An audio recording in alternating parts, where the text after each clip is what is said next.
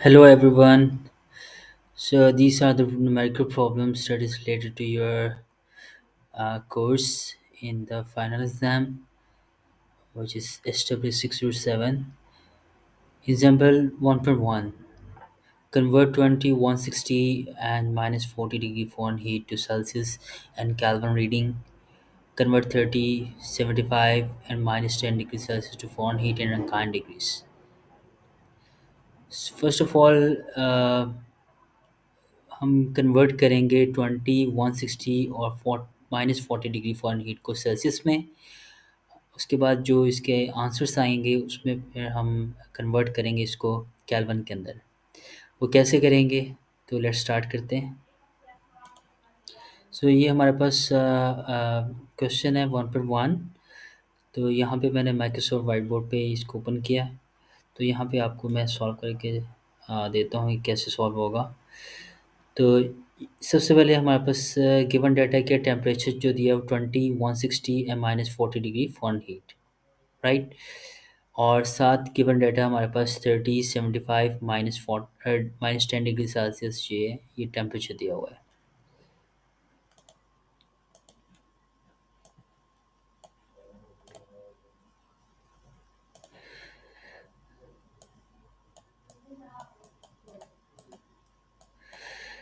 तो सबसे पहले हमने for 20 degree Fahrenheit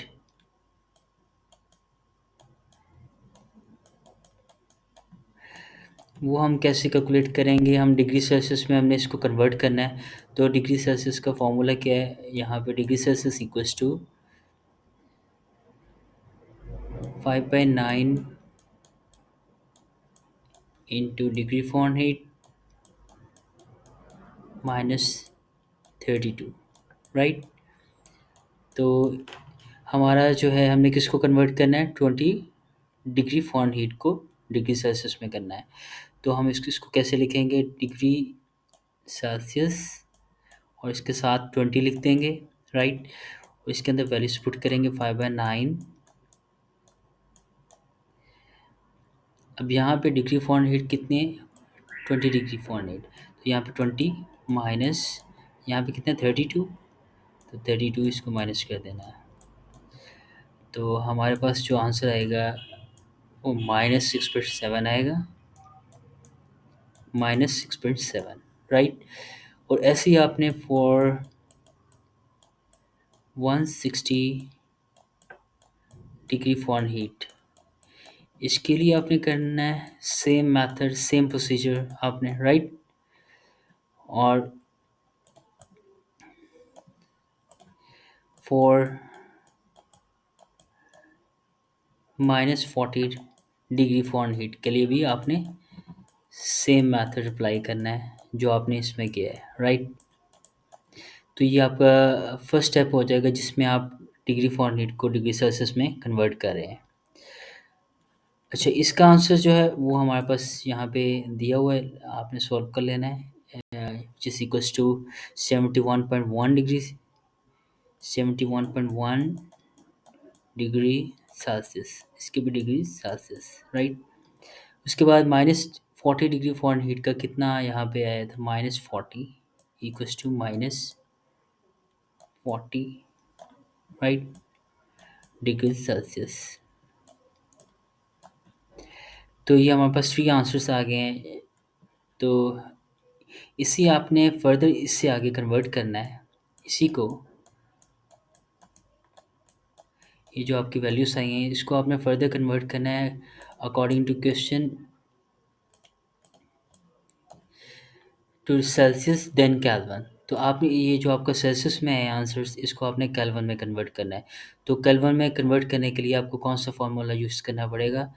degree Celsius plus 273.15, ये आपने फार्मूला यूज़ करना है। मैं यहाँ पे आपको करके दिखाता हूँ। For 20 degree Fahrenheit answer -6.7 degree Celsius था। और उसके बाद इसको आगे फर्दर हमने किया है, तो कन्वर्ट किया तो हमारे पास हमने इसको कन्वर्ट करना है डिग्री केल्विन के अंदर। तो केल्विन के अंदर कन्वर्ट करने के लिए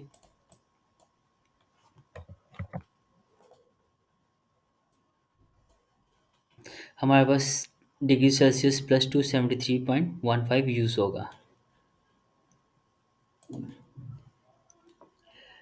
तो ये जो है आपका -6.7, इसी को आपने यूज़ करना है।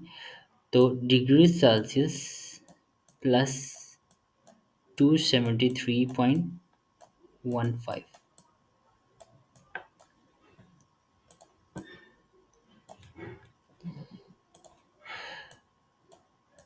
ओके, हमारे पास डिग्री सेल्सियस कितना है, ये हम कन्वर्ट कर रहे हैं किस में, केल्विन में, राइट। -6.7 केल्विन। तो अब इसको केल्विन में कन्वर्ट करें तो डिग्री सेल्सियस प्लस 273.15, तो डिग्री सेल्सियस किस में है, -6.7 डिग्री सेल्सियस है। इसको आप प्लस प्लस करेंगे 273.15 के साथ, राइट। तो ये हमारे पास आंसर आ जाएगा ऑलमोस्ट 266.45, राइट। और ऐसे ही आपने इसके लिए भी करना है, और इसके लिए भी सेम आपने करना है, यहीं से आगे स्टेप्स जो है।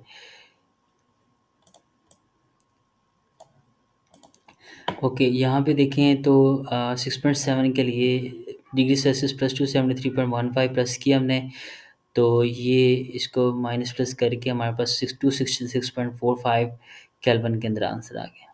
सिमिलरली आपने 71.1, ये जो आपने 71.1 डिग्री सेल्सियस, और सेम आपने -40 डिग्री सेल्सियस को केल्विन में कन्वर्ट कर देना है।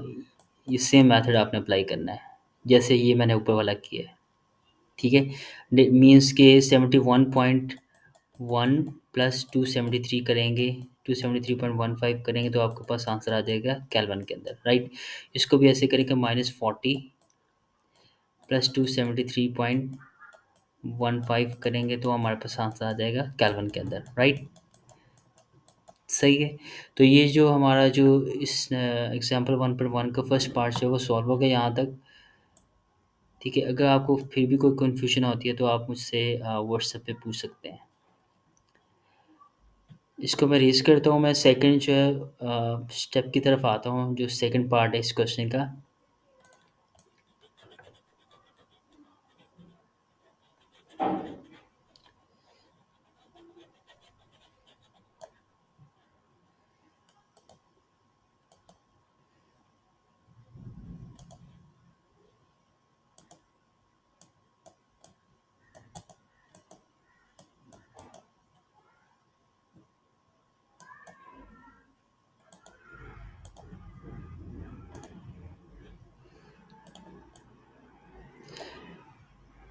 ओके, सेकंड पार्ट इसका ये वाला है, जिसमें लिखा हुआ है convert 30, 75 and -10 degree Celsius to Fahrenheit and Rankine degrees, right.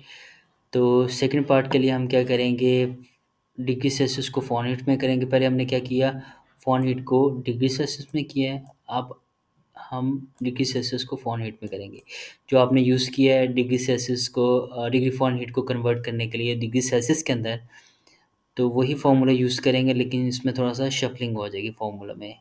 इसको रीअरेंज करेंगे उसी फ़ॉर्मूले को, तो ये इसका फ़ॉर्मूला बन जाता है। आप आपने डिग्री फ़ारेनहीट में करना है कन्वर्ट, तो फ़ॉर्मूला ये बनेगा आपका 9/5, उसमें पीछे वाले में 5/9 था, अब ये 9/5 मल्टीप्लाई, राइट, मल्टीप्लाई आपका डिग्री सेल्सियस, जो आप डिग्री सेल्सियस की वैल्यू है, आगे प्लस 32, ठीक है। और ये जो ऊपर फार्मूला था उसमें ब्रैकेट था, मीन्स जो ऊपर वाला फार्मूला था उसमें ये था, जिसमें आप डिग्री सेल्सियस में कन्वर्ट कर रहे हैं फ़ारेनहीट को, तो कोई ऐसा था 5/9, फिर आगे ब्रैकेट आती थी, फिर डिग्री फ़ारेनहीट एंड -32, लेकिन यहाँ पे ब्रैकेट कोई नहीं है। तो ये आपने ध्यान रखना है कि यहाँ पे आप ब्रैकेट ना लगाएं। अगर आप ब्रैकेट में लगा देंगे यहाँ पे तो आपका रॉन्ग हो जाएगा, क्योंकि 9/5 को आपको डिग्री सेल्सियस भी मल्टीप्लाई करना पड़ेगा और 32 से भी। तो लेकिन यहाँ पे जस्ट 9/5 डिग्री सेल्सियस के साथ मल्टीप्लाई होना है, लेकिन यहाँ पे 5/9 दोनों के साथ हो रहा था। इसका जो आंसर आता था उसके साथ होता था। अब इसको सॉल्व करेंगे। डिग्री फ़ारेनहीट यहाँ पे देखें कितना, 30 सबसे पहले हमने 30 पे करना है, तो degree Fahrenheit 30 equals to, तो 30 डिग्री पे कितना, 9/5, तो 30 डिग्री सेल्सियस, तो 30 यहाँ पे लिख देना आपने, आगे प्लस 32 कर देना है, राइट, इक्वल्स टू, अब इसको कैंसलिंग करके, तो ये हमारे पास ये रिज़ल्ट आ जाएगा 86। तो यहाँ पे 86 जो है वो आपका डिग्री फॉरेन हीट आंसर आ जाएगा, राइट। और ऐसे ही बाकी जितने भी हैं, सेकंड 75 डिग्री फॉरेन हीट 75 के लिए भी आपने यही मेथड अप्लाई करना है जैसे आपने ऊपर किया है, सेम, राइट। इसका आंसर आता है, यहाँ पे लिखा है 167, इसको 167 डिग्री फॉरेनहीट, राइट। और ऐसे ही आपने for the third value -10 degree Celsius, degree Fahrenheit -10 degree Celsius, इसके लिए आपने करना है, तो ये सेम मेथड, तो इसका आंसर यहाँ पे लिखा हुआ है 14, तो यहाँ पे 14 डिग्री फॉरेनहीट ये आपका आंसर आ जाएगा, राइट। ओके, ये इसका सेकंड जो है उसका फर्स्ट पार्ट सॉल्व हो गया। हम इसके सेकंड पार्ट की तरफ आते हैं, वो है कि इसको आपने जो रंकाइन में कन्वर्ट किया है, इसी को आपने लेके उसको फ़ारेनहीट को किया आपने, इसी को लेके रंकाइन में कन्वर्ट करना है। तो वो कैसे करेंगे, तो एक इसका फैक्टर यूज़ होता है, जैसे आपने डिग्री सेल्सियस को केल्विन में किया था, ये डिग्री सेल्सियस को केल्विन में, तो उसमें फैक्टर यूज़ होता था 273.15, ठीक है। और यहाँ पे इसको आप कन्वर्ट कर रहे हैं, आपका जो आंसर है फ़ारेनहीट को आप रैंकाइन में कर रहे हैं, ठीक है, रैंकाइन में। तो इसके लिए आपको फैक्टर यूज़ जो करेंगे वो आप प्लस करेंगे 459.459.67, तो इसमें प्लस कर देंगे, ये कन्वर्ट हो जाएगा रैंकाइन के अंदर। मैं आपको यहाँ पे करके दिखाता हूँ।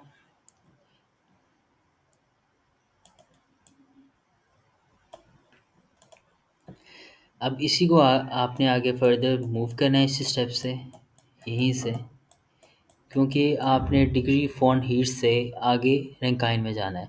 तो रैंकाइन में जाने के लिए आप क्या करेंगे, तो डिग्री रैंकाइन जो है यूँ लिखेंगे, degree Rankine for 86 equals to आपका 86 प्लस,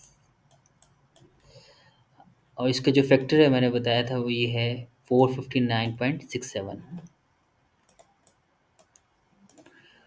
459.67 इक्वल्स टू, तो इसका कितना आंसर आता है, 545.67,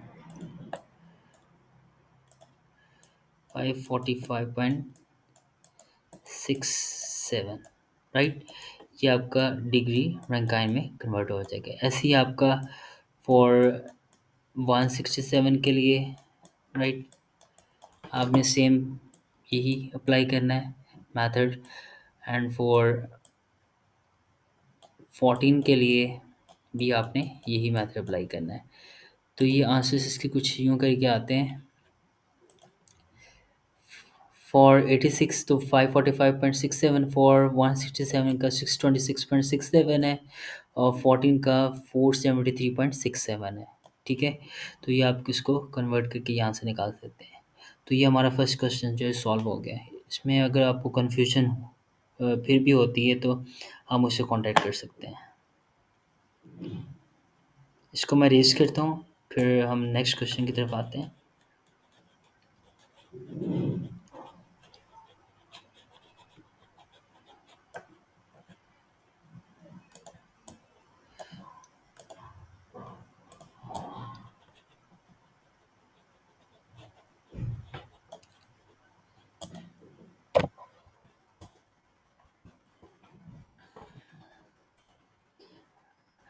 एग्जाम्पल 1.2, यहाँ पे मैं कॉपी करता हूँ और व्हाइट बोर्ड पे पेस्ट करता हूँ ताकि आपको इजीली समझ आ जाए।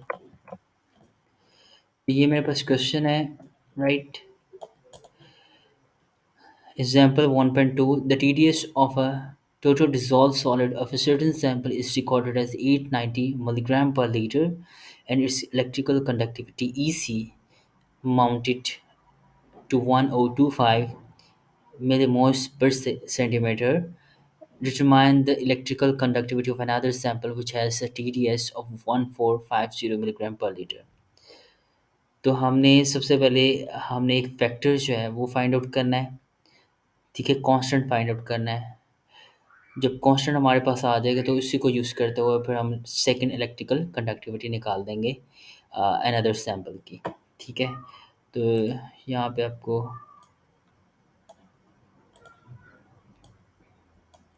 करके दिखाता हूँ आपको, ठीक है। तो ये ऐसे क्या हुआ कि यहाँ पे T D S certain sample, T D S जो है वो, फॉर एग्जांपल आप इसको टी डी एस वन कर लें। T D S one sample number one, वो आपकी कितनी 890 milligram per litre, right. And it's electrical conductivity जो इसी की ईसी जो है वो कितनी है, इसको ईसी वन कर लें, राइट। वो है 1025 मिलीमोल्स पर सेंटीमीटर, ठीक है। अ, सबसे पहले हम सेकंड इलेक्ट्रिकल कंडक्टिविटी हमने निकालना है, सेकंड ई सी टू, वो हमने फाइंड आउट करना है। और हमें टी डी एस टू दिया हुआ है उन्होंने, टी डी एस टू वो हमारे पास गिवन है, वो कितना है 1450 मिलीग्राम पर लीटर, राइट। अब यहाँ पे ये फर्स्ट सैंपल है, फॉर द फर्स्ट सैंपल और ये सेकंड सैंपल का है, ठीक है। तो डेट्स वाई हम इसको टू टू से डिनोट किया, सब्सक्रिप्ट जो है हम टू से लिखा हुआ है यहाँ पे। तो यहाँ सबसे पहले हम कांस्टेंट निकालेंगे।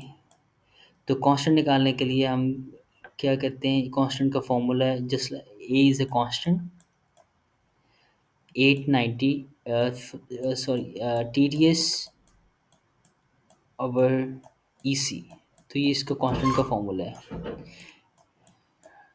तो टी डी एस हमारे पास कितना है 890, और हमारे पास ई सी वन कितना है 1025।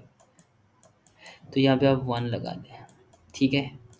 यहाँ से आपके पास कांस्टेंट आ जाएगा। तो ये कांस्टेंट कितना आता है, इसको आप डिवाइड करेंगे तो ये 0.87। तो ये यूनिटलेस है क्योंकि ये कांस्टेंट है, ये रेशियो है।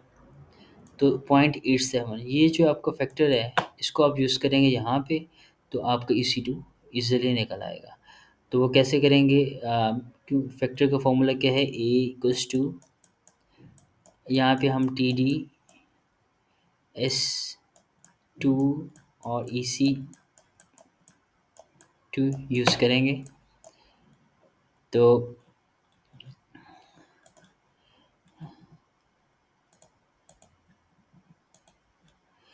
यहाँ पे नीचे आएँ तो यहाँ पे आता है, तो इसको इसी को हम वहाँ पे ले जाएंगे यहाँ पे, राइट, और ए को नीचे लेके आएंगे। तो E C two equals to T D S two over A. तो टी डी एस टू हमारे पास क्या है, ये गिवन है 1450, और हमारे पास कांस्टेंट कितना है, कांस्टेंट हमारे पास 0.87, ठीक है। इसको आप डिवाइड करेंगे तो हमारे पास आंसर क्या आएगा 1667 मिलीमोल्स पर सेंटीमीटर। तो ये आंसर इसका जो इसी का यूनिट है उसमें आएगा 1667 मिलीमोल्स पर सेंटीमीटर, राइट। तो यहाँ तक ये हमारा इस एग्जाम्पल 1.2 सॉल्व हो गया।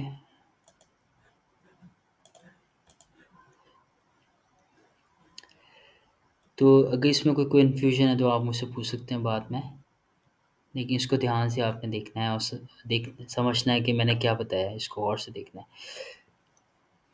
तो इसको मैं रेज़ करता हूँ, हम 1.3 की तरफ आते हैं। तो ये क्वेश्चन सॉल्व हो चुका है।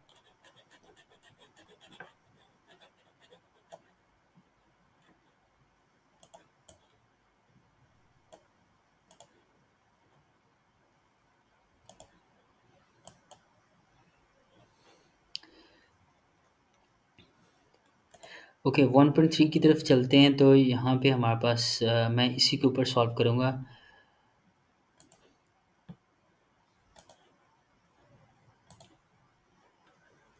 ओके, इसमें ये बताया गया solids analysis were conducted on the meat processing waste water, samples were taken in 300 millilitre bottle. तो ये सैंपल वॉल्यूम है, वॉल्यूम ऑफ सैंपल, ठीक है। The test were conducted in triplicate, triplicate 3 readings लिए हैं यहाँ पे, first second and third. Replication इसकी की है, 3 रेप्लिकेशंस की हैं and shown in the table below. तो यहाँ पे टोटल स्टोरेज टेस्ट डाटा यहाँ पे गिवन है। डिश नंबर 1, 2 एंड 3 रेप्लिकेशन है। एम्प्टी डिश का वेट कितना है? अभी ये डिश जो खाली है, for example this is a evaporating dish, ठीक है। इसका हमने एम्प्टी का वेट किया है। तो एम्प्टी का वेट हमारे पास कितना है? For the dish number 1, this is the dish number 1, ठीक है। अगर सेकंड का करें तो डिश नंबर 2, डिश नंबर 3। तो this is empty weight of dish number 1। इसका कितना है? 51.494 ग्राम। तो इसका एम्प्टी का कितना है? 51.494 ग्राम। ये empty weight, weight of an empty dish in gram. तो ये फर्स्ट का है। अगर सेकंड की बात करें तो सेकंड का ये वाला है, थर्ड का ये वाला है। और सेकंड इसमें ये बताया उन्होंने कि weight of the dish plus dry solids. अब यहाँ पे this is a weight of the empty dish. अगर आप इसके अंदर, जिसके अंदर सॉलिड्स जो हैं, जो आपने ड्राई किए हैं ओवन के थ्रू, सॉलिड प्लस और ये एम्प्टी डिश का जो वेट है, ये आपने जो किया वो इसमें इन्होंने बताया हुआ है कि 51.587, इसका वेट जो है वो 51.587 है, ठीक है। Weight of the dish, dish का वेट प्लस ड्राई सॉलिड्स जो आपने ओवन के थ्रू ड्राई किया है, तो इन दोनों का जो वेट है 51.587, राइट। तो उसके बाद मैं जस्ट यहाँ पे ब्लॉक करता हूँ। पहले हम फाइंड आउट करते हैं determine the concentration of total solids, फिर मैं आता हूँ वोलेटाइल सॉलिड्स के ऊपर। तो concentration of the total solids कैसे फाइंड आउट किया जाएगा? तो सबसे पहले हम देखेंगे कि हमारे पास एम्प्टी डिश का 51.494 वेट था, और जब उसके बाद इसमें ड्राई सॉलिड्स जो हमने ऐड कर दिए, अ, उसका वेट किया, तो हमारे पास 51.8587 आया। तो हम कैसे कंसंट्रेशन है टोटल सॉलिड्स की निकालेंगे for the sample, for the dish number 1। तो डिश नंबर 1 की मैं निकाल रहा हूँ, यहाँ पे आपको करके दिखा रहा हूँ। डिश नंबर 1, ठीक है। यहाँ पे टोटल सॉलिड्स जो है वो निकालूंगा, concentration of total solids, concentration of total solids. आपको पता है कंसंट्रेशन ऑफ टोटल सॉलिड्स कैसे, उसका यूनिट क्या होता है, कैसे निकालते हैं? कंसंट्रेशन का यूनिट होता है मिलीग्राम पर लीटर, और इसको पीपीएम भी कहते हैं, पीपीएम पार्ट्स पर मिलियन। तो ये मिलीग्राम पर लीटर और पीपीएम सेम है। तो सबसे मिलीग्राम मीन्स ऊपर हमारे पास वेट है, वेट, और डिवाइडेड में हमारे पास volume of sample, volume of sample है इन लीटर। तो ये वेट जो है मिलीग्राम है, ये लीटर में है, राइट। तो हमारा आंसर मिलीग्राम पर लीटर निकलना चाहिए। तो कैसे करेंगे? सबसे पहले हम देखेंगे कि हमारे पास जो है वो weight of the dish plus the solids वो क्या है। वो ये है, weight of the dish plus dry solids वो 51.587 587 है, राइट। ये ये माइनस करेंगे क्योंकि ये इसमें वेट ऑफ द डिश है प्लस ड्राई सॉलिड्स है। तो इसमें से हमने वेट ऑफ द डिश निकालना है ताकि ड्राई सॉलिड्स का जो हमारे पास वेट आ जाए। तो weight of the empty dish क्या है हमारे पास? 51.494, 51.494 ग्राम। तो ये इसको ब्रैकेट क्लोज कर दें और नीचे ये ग्राम में इन्होंने दिया हुआ है तो हम ग्राम लिखेंगे, इसको बाद में हम मिलीग्राम में कन्वर्ट करेंगे। तो वॉल्यूम ऑफ सैंपल कितना है? तो वॉल्यूम ऑफ सैंपल हमारे पास ऊपर गिवन है विच इज़ 300 मिलीलीटर। तो 300 मिलीलीटर, ठीक है। तो ये अगर इसको मैं सॉल्व करता हूँ ये ग्राम पर मिलीलीटर आ रहा है, लेकिन हमें चाहिए आंसर मिलीग्राम पर लीटर में, राइट। ये इसमें पूछा हुआ है इन्होंने। तो मिलीग्राम पर लीटर में क्या करेंगे, इसको जब हम माइनस करेंगे, फॉर एग्जांपल ये मैंने यहाँ पे माइनस किया है इन दोनों को, 51.587 को 51.494 से माइनस किए, जो आंसर आता है इसमें, जो आंसर आ रहा है मेरा, मैं ऊपर वाले को करता हूँ, इसमें मेरा आंसर आ रहा है 0.093, ठीक है। और ये ग्राम में आ रहा है और नीचे 300 है मिलीलीटर। तो अब 0.093 को मैं मिलीग्राम में कन्वर्ट करूँगा। मिलीग्राम ग्राम से छोटा होता है, तो छोटे यूनिट में जाने के लिए हमें 1000 से मल्टीप्लाई करना पड़ेगा। तो ये मिलीग्राम में आ जाए क्योंकि 1 ग्राम इक्वल्स टू 1000 मिलीग्राम होता है, राइट। अब जब इसको करेंगे तो हमारे पास आंसर जो है वो 93 मिलीग्राम आ जाएगा, ठीक है। ये ऊपर वाले का। उसके बाद नीचे 300 मिलीलीटर है, 300 को हम कन्वर्ट करते हैं लीटर के अंदर, तो 300 1 लीटर इक्वल्स टू 1000 मिलीलीटर। अब हम छोटे यूनिट से बड़े में जा रहे हैं तो 1000 से डिवाइड करेंगे, तो 300 को 1000 से डिवाइड करेंगे तो हमारे पास लीटर में आंसर आएगा। तो ये 2 जीरो से कैंसिल हो जाएंगे, तो आंसर में क्या आएगा? 0.3 लीटर। तो ये 93 डिवाइड बाई 0.3 लीटर, जिसको आप डिवाइड करेंगे तो हमारे पास 310 milligram per litre sample one का कंसनट्रेशन ऑफ सॉलिड्स आ जाएगा। वो ऐसे ही आपने sample number 2 means dish number 2, ये डिश नंबर 2 और डिश नंबर 3 का आपने कंसनट्रेशन ऑफ सॉलिड्स निकाल लेना है। इसका इन दोनों को माइनस करेंगे, ये निकलेगा। मैंने ये सारा एक्सप्लेन कर दिया है। इसको 370, इनको दोनों को माइनस करेंगे, फिर 0.3 से डिवाइड करेंगे, 370 आ जाएगा। उसके बाद फिर मैं इसकी एवरेज निकालनी है आपने, एवरेज इन तीनों का, क्योंकि आपने 3 सैंपल्स लिए हैं तो इसका एक एवरेज 1 रिजल्ट आना चाहिए। तो एवरेज कैसे निकालते हैं? आपको पता होगा कि कैसे निकालते हैं। इन सब वैल्यूज़ को आप प्लस करेंगे, ये जो आंसर है 310 प्लस 273 प्लस 370, 310 प्लस 273 प्लस 370, इन तीनों को प्लस करेंगे और उतने ही नंबर से डिवाइड करेंगे। 3 वैल्यूज़ हैं, 3 से डिवाइड करते हैं। अगर 4 वैल्यूज़ होती तो आपने 4 से डिवाइड करना है। तो इनको प्लस करके 3 से डिवाइड करेंगे तो आपके पास जो है वो एवरेज कंसंट्रेशन एक 1 वैल्यू आ जाएगी which is equals to 318 milligram per litre. और ये आपका फर्स्ट जो है वो पार्ट सॉल्व हो जाएगा। सेकंड पार्ट में वो पूछ रहे हैं कि find the total volatile solid contents. अब आपने ये वाला निकाल देना है, ठीक है। ये लाइन निकाल देनी है, weight of the dish plus dry solids. अब आपने क्या निकालना है? Volatile solids. वोलेटाइल सॉलिड्स के लिए आपके पास ये थर्ड जो है, ये थर्ड रो ये यूज़ होगी, weight of the dish plus ignited solids.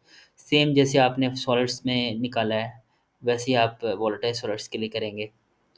तो weight of the dish plus ignited solids 51.541 और एम्प्टी डिश का था 51.494। अब इन दोनों को जब माइनस करेंगे तो हमारे पास इग्नाइटेड सॉलिड्स का वेट आ जाएगा।